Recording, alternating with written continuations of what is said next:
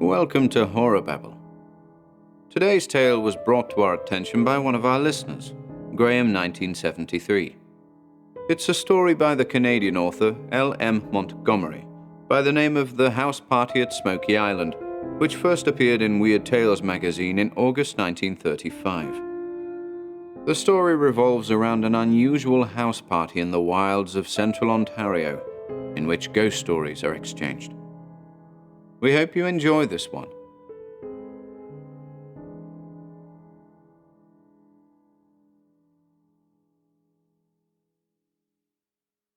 The House Party at Smoky Island by L.M. Montgomery. When Madeline Stanwick asked me to join her house party at Smoky Island, I was not at first disposed to do so. It was too early in the season, and there would be mosquitoes. One mosquito can keep me more awake than a bad conscience, and there are millions of mosquitoes in Muskoka. No, the season for them is over, Madeline assured me. Madeline would say anything to get her way. The mosquito season is never over in Muskoka, I said, as grumpily as anyone could speak to Madeline. They thrive up there at zero. And even if by some miracle there are no mosquitoes, I've no hankering to be chewed to pieces by black flies. Even Madeline did not dare to say there would be no black flies, so she wisely fell back on her Madelinity. Please come, for my sake, she said wistfully. It wouldn't be a real party for me if you weren't there, Jim, darling. I am Madeline's favorite cousin, 20 years her senior, and she calls everybody darling when she wants to get something out of him. But this story is not about Madeline. It is about an occurrence which took place at Smoky Island. None of us pretends to understand it, except the judge, who pretends to understand everything. But he really understands it no better than the rest of us. His latest explanation is that we were all hypnotized, and in the state of hypnosis saw and remembered things we couldn't otherwise have seen or remembered. But even he cannot explain who or what hypnotized us. I decided to yield, but not all at once. Has your Smoky Island housekeeper still got that detestable white parrot? I asked. Yes, but it is much better mannered than it used to be, assured Madeline. And you know you have always liked her cat. Who will be in your party? I'm rather finicky as to the company I keep. Madeline grinned. You know I never invite anyone but interesting people to my parties. I bowed to the implied compliment, with a dull one or two to show off the sparkle of the rest of us. I did not bow this time. Consuelo Anderson, Aunt Alma, Professor Tennant and his wife, Dick Lane, Todd Newman, Senator Malcolm and Mrs. Senator, Old Nosy, Min Ingram, Judge Warden, Mary Harland, and a few bright young things to amuse me. I ran over the list in my mind, not disapprovingly. Consuelo was a very fat girl with a B.A. degree. I liked her because she could sit still for a longer time than any woman I know. Tennant was professor of something he called the new pathology, an insignificant little man with a gigantic intellect. Dick Lane was one of those calming men who never seemed to arrive, but a frank, friendly, charming fellow enough. Mary Harland was a comfortable spinster, Todd an amusing little fop, Aunt Alma a sweet, silvery-haired thing like a Whistler mother. Old Nosy, whose real name was Miss Alexander, and who never let anyone forget that she had nearly sailed on the Lusitania, and the Malcolms had no terrors for me, although the senator always called his wife Kittens, and Judge Warden was an old crony of mine. I did not like Min Ingram, who had a rapier-like tongue, but she could be ignored, along with the bright young things. Is that all? I asked cautiously. Well, Dr. Armstrong and Brenda, of course, said Madeline, eyeing me as if it were not at all of course. Is that wise? I said slowly. Madeline crumpled. Of course not, she said miserably. It will likely spoil everything, but John insists on it. You know, he and Anthony Armstrong have been pals all their lives, and Brenda and I have always been chummy. It would look so funny if we didn't have them. I don't know what has got into her. We all know Anthony never poisoned Suzette. Brenda doesn't know it, apparently, I said. Well, she ought to, snapped Madeline, as if Anthony could have poisoned anyone. But that's one of the reasons I particularly want you to come. Ah, now we're getting at it. But why me? Because you've more influence over Brenda than anyone else. Oh, yes, you have. If you could get her to open up, talk to her, you might help her. Because if something doesn't help her soon, she'll be beyond help. You know that." I knew it well enough. The case of the Anthony Armstrongs was worrying us all. We saw a tragedy being enacted before our eyes, and we could not lift a finger to help. For Brenda would not talk, and Anthony had never talked. The story, now 5 years old, was known to all of us, of course. Anthony's first wife had been Suzette Wilder. Of the dead, nothing but good, so I will say of Suzette only that she was very beautiful and very rich. Luckily, her fortune had come to her unexpectedly by the death of an aunt and cousin after she had married Anthony, so that he could not be accused of fortune-hunting. He had been wildly in love with Suzette at first, but after they had been married a few years, I don't think he had much affection left for her. None of the rest of us had ever had any to begin with. When word came back from California, where Anthony had taken her one winter for her nerves, that she was dead, I don't suppose anyone felt any regret, nor any suspicion when we heard that she had died from an overdose of chloral, rather mysteriously, to be sure, for Suzette was neither careless nor suicidally inclined. There were some ugly rumors, especially when it became known that Anthony had inherited her entire fortune under her will, but nobody ever dared say much openly.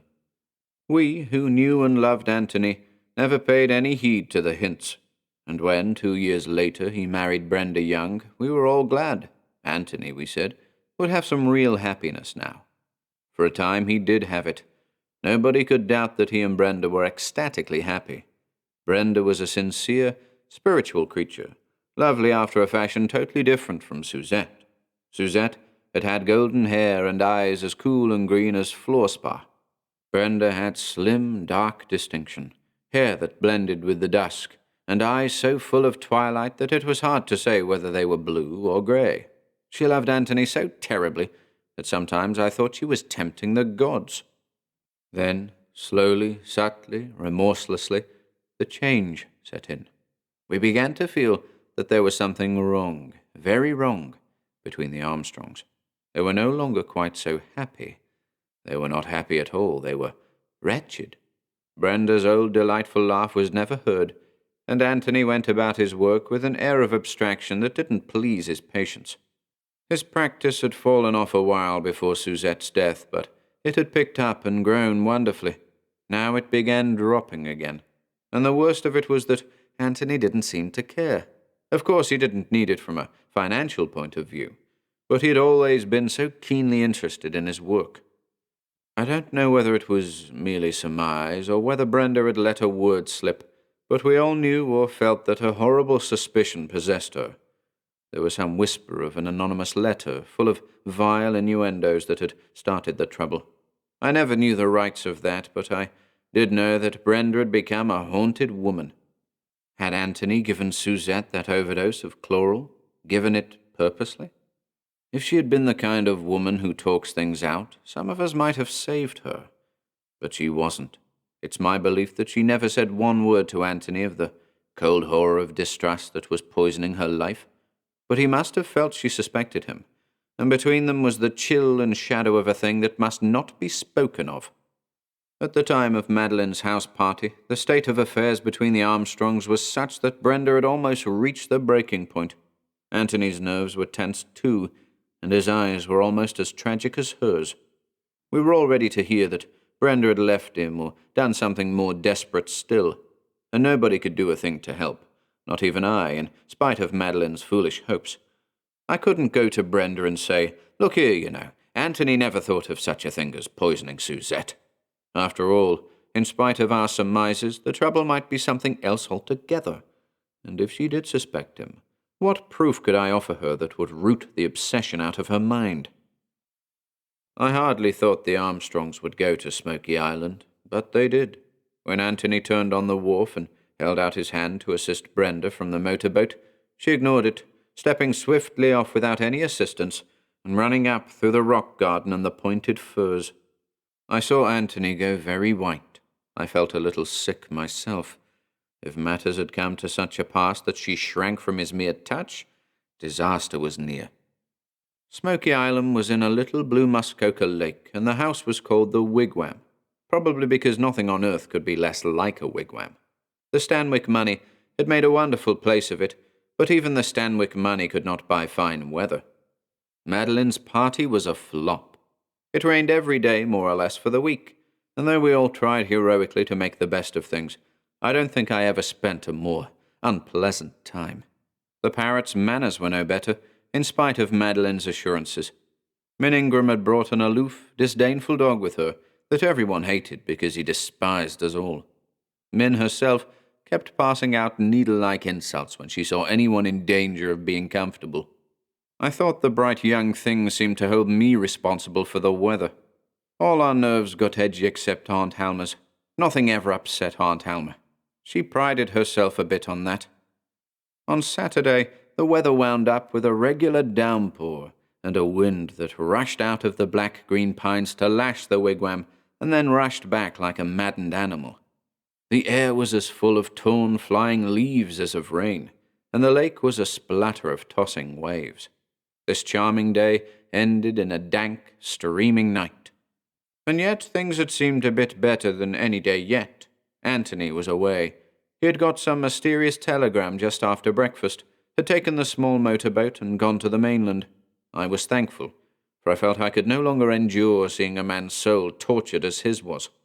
Brenda had kept her room all day on the good old plea of a headache. I won't say it wasn't a relief. We all felt the strain between her and Anthony like a tangible thing. Something is going to happen, Madeline kept saying to me. She was really worse than the parrot. After dinner, we all gathered around the fireplace in the hall, where a cheerful fire of white birchwood was glowing, for although it was June, the evening was cold. I settled back with a sigh of relief. After all, nothing lasted forever, and this infernal house party would be over on Monday. Besides, it was really quite comfortable and cheerful here, despite rattling windows and wailing winds and rain-swept panes. Madeline turned out the electric lights, and the firelight was kind to the women, who all looked quite charming. Some of the bright young things sat cross-legged on the floor with arms around one another quite indiscriminately as far as sex was concerned, except one languid, sophisticated creature in orange velvet and long amber earrings who sat on a low stool with a lapful of silken housekeeper's cat, giving everyone an excellent view of the bones in her spine. Min's dog posed haughtily on the rug, and the parrot in his cage was quiet, for him, only telling us once in a while that he or someone else was devilish clever. Mrs. Howie, the housekeeper, insisted on keeping him in the hall, and Madeline had to wink at it, because it was hard to get a housekeeper in Muskoka, even for a wigwam. The judge was looking like a chuckle, because he had solved a jigsaw puzzle that had baffled everyone, and the professor and senator, who had been arguing stormily all day, were basking in each other's regard for a foeman worthy of his steel. Consuelo was sitting still, as usual. Mrs. Tennant and Aunt Alma were knitting pullovers. Kittens, her fat hands folded across her satin stomach, were surveying her senator adoringly, and Miss Nosy was taking everything in.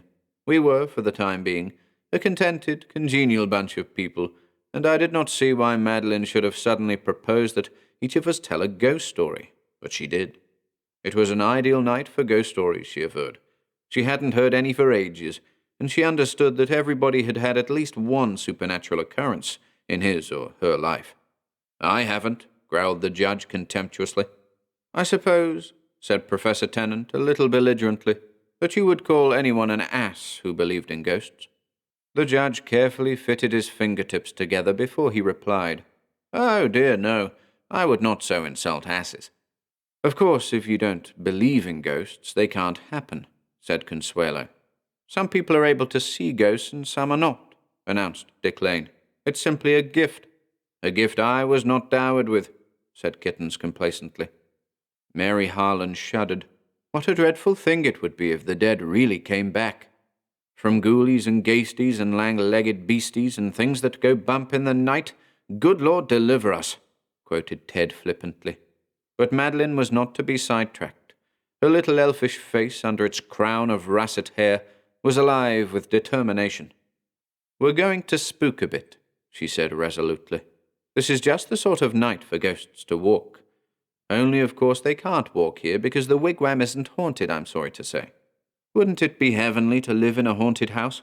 Come now, everyone must tell a ghost story. Professor Tennant, you lead off. Something nice and creepy, please.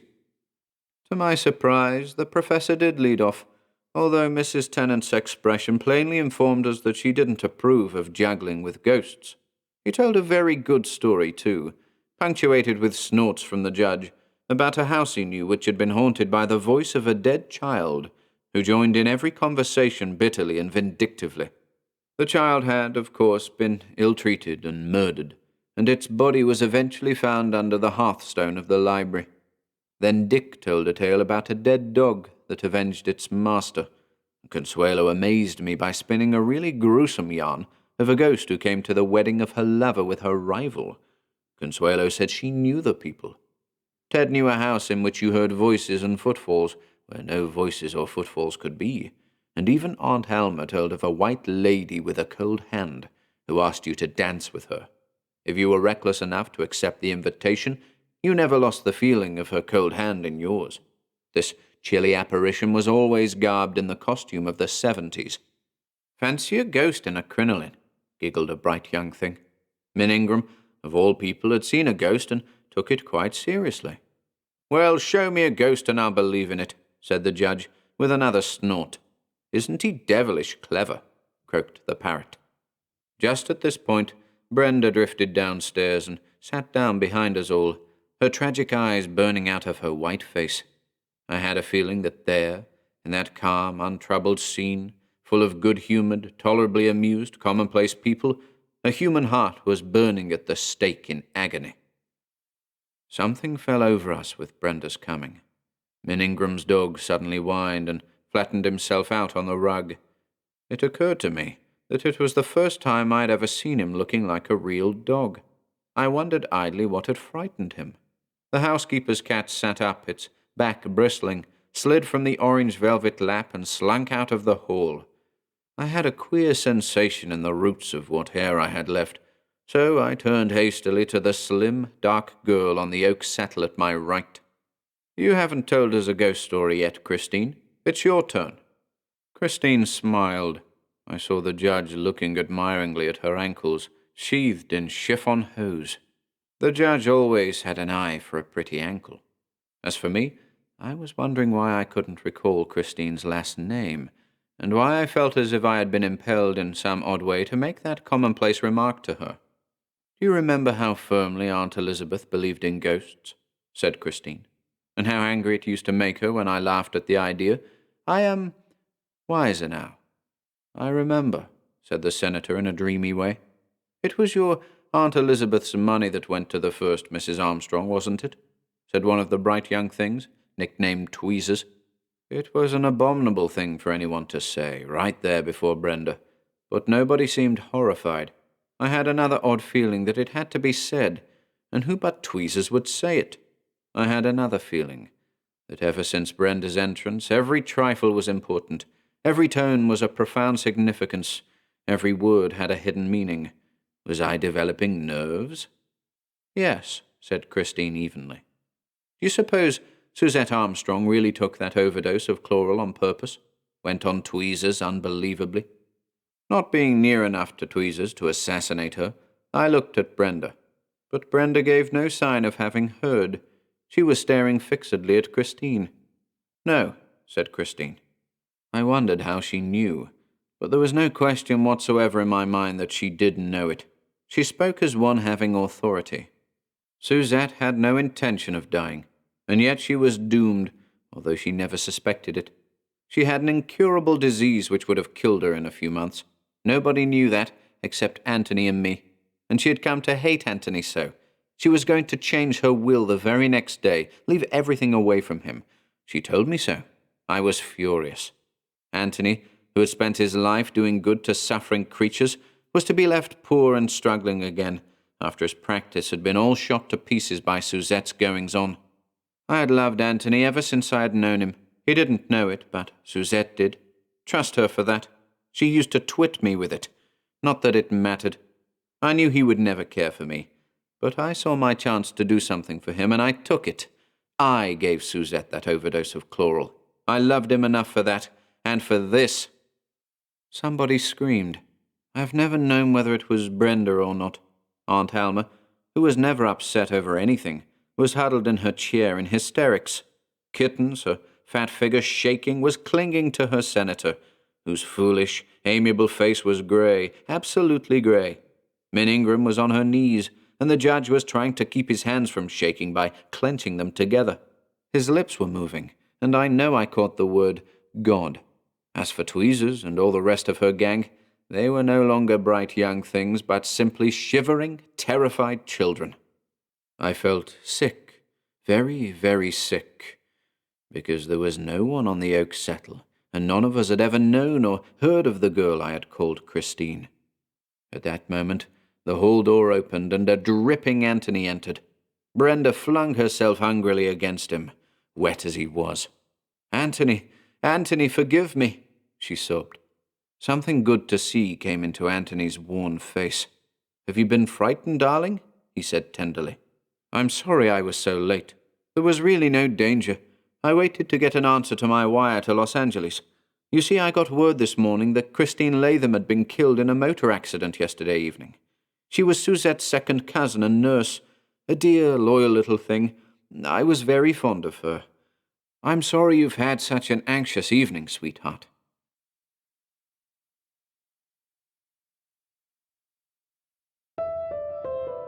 Thank you for listening today. If you'd like to support our work here at HorrorBabble, be sure to check out the video description below, where you'll find links to our Bandcamp and Patreon pages, our merch store over at Teespring, and further information relating to our releases on Audible, iTunes, and Spotify. And until next time,